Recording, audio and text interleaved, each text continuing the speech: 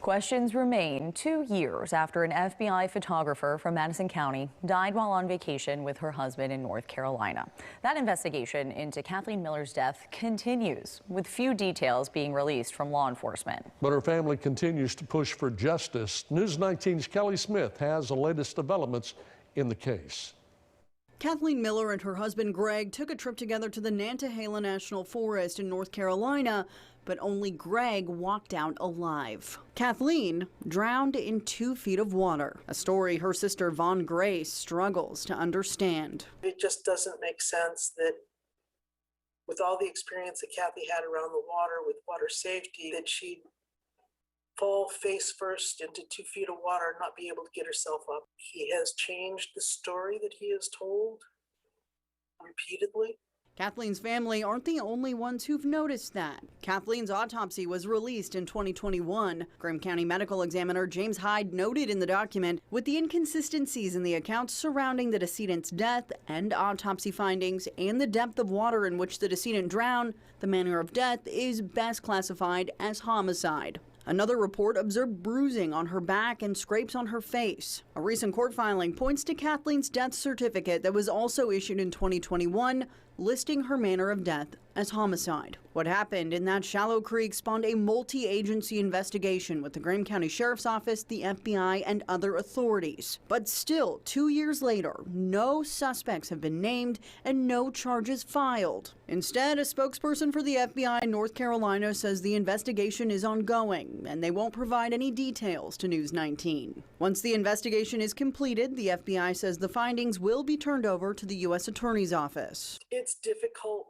for the entire family, but I would rather have them do it right than to go in not fully prepared. But Kathleen Miller's family isn't waiting for justice. A wrongful death lawsuit has been filed, alleging Greg Miller intentionally killed her.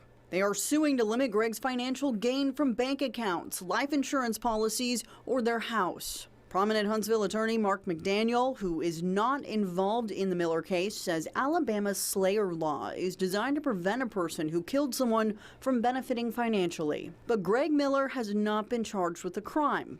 McDaniel says depending on the evidence, he could still be found guilty in a civil lawsuit. You could be found not guilty. You could even be not charged in a criminal case and be sued for wrongful death in a civil action. Okay, because the burden of proof is less. Meanwhile, Kathleen's family says they have no idea where Greg Miller is. Nobody that I know of has heard from him.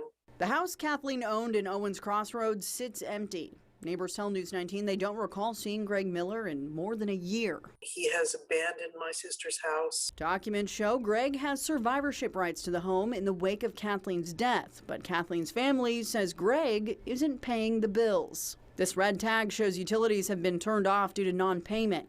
Kathleen's sister is dealing with the HOA as it works to collect fees, and that's not all. I went ahead and I paid the mortgage to keep the house from going into foreclosure.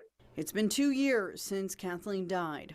The investigation of her death is in limbo, but one way or another, Kathleen's family is determined to see a price paid for her death. In Madison County, Kelly Smith, News 19. Again, Kathleen Miller worked as an FBI photographer in Huntsville. The FBI here has referred our questions about her death to the FBI office in Charlotte.